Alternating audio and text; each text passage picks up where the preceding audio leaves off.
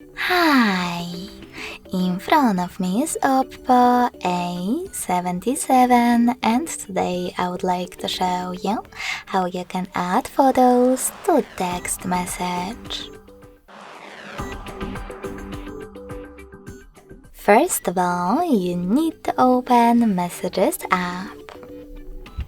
Then click on one of your chats and tap on this little icon with a camera and a photo at the bottom left corner.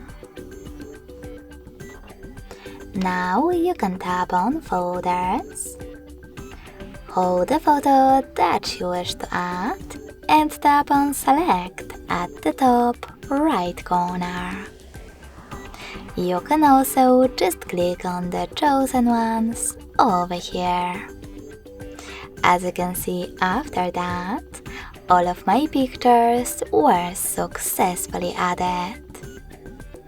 Thanks so much for watching. If you enjoyed this video, smash that like button, comment, and don't forget to subscribe. Bye!